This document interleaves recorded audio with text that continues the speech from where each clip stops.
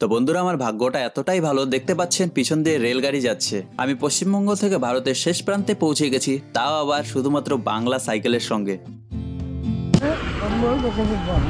आपका बात समझ में ही नहीं आता है।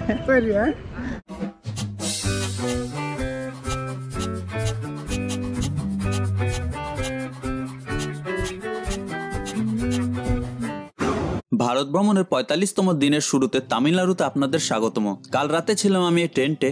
এই যে আমার ভ্রমণের সঙ্গী সাইকেলটি, আমি পশ্চিমবঙ্গ থেকে তামিলনাড়ু পর্যন্ত এই সাইকেলের মাধ্যমে আসতে পারলাম। তো চলুন সব জিনিস গুছিয়ে রামেশ্বরমের দিকে যাই।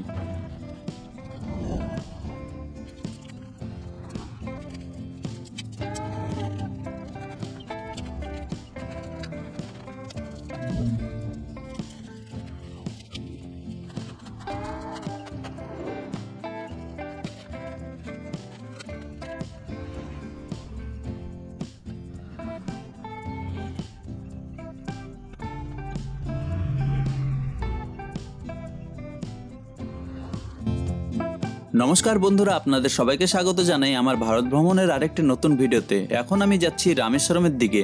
আমার সঙ্গে রয়েছেন এই রাইস মিলের কাকুটি। দেখি উনি কত দূর আমার সঙ্গে যান।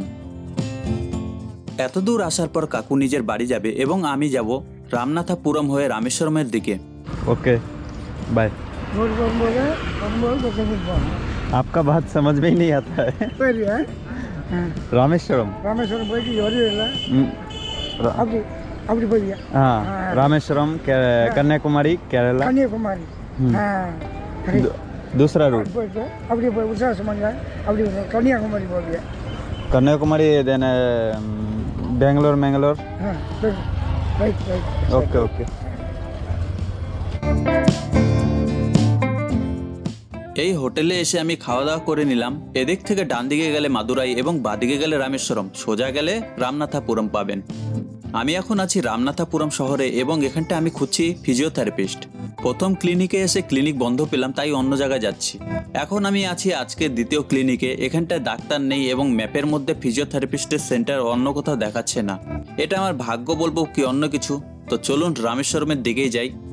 তো রামনাথাপুরম শহর থেকে সামনে গেলেই বেরিয়ে যাব। আমাকে যেতে লাগবে এদিকে। বন্ধুরা, এখান থেকে রামেশ্বরমের দূরত্ব হচ্ছে ৪৯ কিলোমিটার এবং ধনুষকোটির দূরত্ব হচ্ছে ৬৯ কিলোমিটার এবং একদম শেষ প্রান্ত রয়েছে ৭৯ কিলোমিটার। রামেশ্বরম যাওয়ার সময় প্রচুর তাল গাছ পাবেন এবং আমি রাস্তায়ও একটি তাল পেয়েছিলাম। Doctor APJ Abdul Kalam Memorial হচ্ছে ২৬ কিলোমিটার এবং রামেশ্বরম ২৫ কিলোমিটার বাকি রয়েছে। বন্ধুরা, এদিকে হাওয়ার বেগ এতটাই বেশি, সামনে বায়ুকল দেখতে পাচ্ছেন। এরকম বায়ুকল অনেক রয়েছে এদিকে। সামনে একটি ময়ূর রয়েছে। তো এখান থেকে রামেশ্বরমের দূরত্ব আর বেশি দূর নেই, তাই একটু চা খেয়ে আগের দিকে যাব।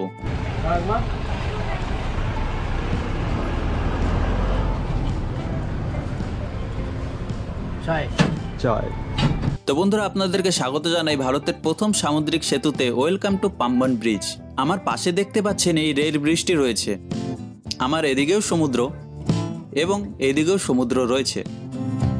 এখানটায় সমুদ্রের হাওয়া বইছে, তাই হাওয়ার বেগ প্রবল। এই ব্রিজটা ২.২ কিলোমিটার এবং পাশের এই রেলের পুলটি ইংরেজরা ১৯১৪ ২৪শে ফেব্রুয়ারিতে উদ্ঘাটন করেন। এই পাম্বন আইল্যান্ডের মেজর সিটি হচ্ছে রামেশ্বরম। আজকে একটু সন্দেহ হয়ে গেছে, তাই আপনাদেরকে এত ভালোভাবে দেখাতে পারছি না, কিন্তু আসার সময় আমাকে এদিক দিয়ে আসতে লাগবে। তো আগে যাওয়ার সময় ব্রিজের কিছু কিছু জায়গায় স্ল্যাব নেই, তাই আমাকে একটু দেখে শুনে সাইকেল চালাতে লাগছে।